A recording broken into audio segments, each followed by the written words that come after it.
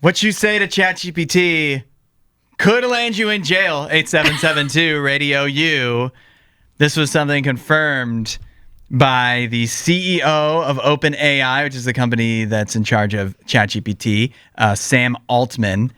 A quote he made in a recent podcast. He says, if you go to talk to ChatGPT about your most sensitive stuff and then there's a lawsuit, we could be required to produce that. And I think that's very screwed up that you would have to turn that over. But I'm like, that's not wrong, right? Like just because you say it to ChatGPT, you think you shouldn't have to turn that over in a court of law? I was going to say, internet searches, I feel like get subpoenaed all the time. Yeah. Because those are used in court of law all the time, where it's like such and such a person that murdered somebody was Googling, how do I cover up a body? Exactly. You know, like that type of stuff. And that was used as evidence against them because they, were trying to prove that they committed the crime. So why were you searching this stuff if you didn't commit this crime? Yeah. Why would you search these things? I mean, or why would you ask ChatGPT how to commit murder if you didn't murder? In a in a case of a crime, you asking ChatGPT about it doesn't necessarily, that's not enough. That would be no,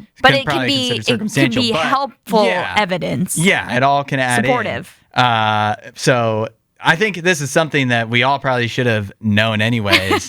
But because of what you pointed out, I think it's pretty established that if you Google, whatever you Google could definitely be used against you in a court of law. And why would that same standard not apply to ChatGPT? Yeah, absolutely. I do know there are some companies that are very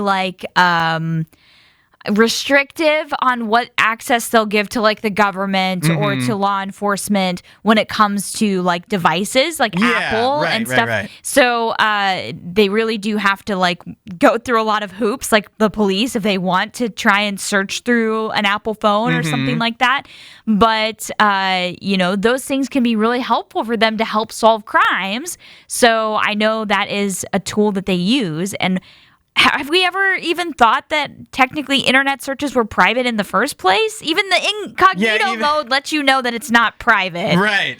Even if you aren't concerned about being caught for a crime, you have to know that Google and everybody, there's so many companies online that are tracking everything you do and they know all about it. Even if they're not going to turn it over to law enforcement, who knows how that could be used against you, whether because they use it against you to advertise to you or because they get hacked and then that's used against you. Right. It sounds a little paranoid, but at the same time, it's not like it's impossible for any of those things to happen. Yeah. So be careful what you're asking. Nene was telling me about this yesterday. He said that, what you search on ChatGPT or type in can be used against you in court. And I was like, good thing I have nothing to worry about. Yeah. I've never asked it anything that I need to be concerned incriminating. about. Yeah, no, I've never committed a crime. And so I have never, asked ChatGPT how to do that or do something where it would be obviously you are up to no good. But somebody pointed out in a tweet reacting to this news, it's great. Now they'll have access to all of the weird diseases I thought I had. You thought they didn't know that already.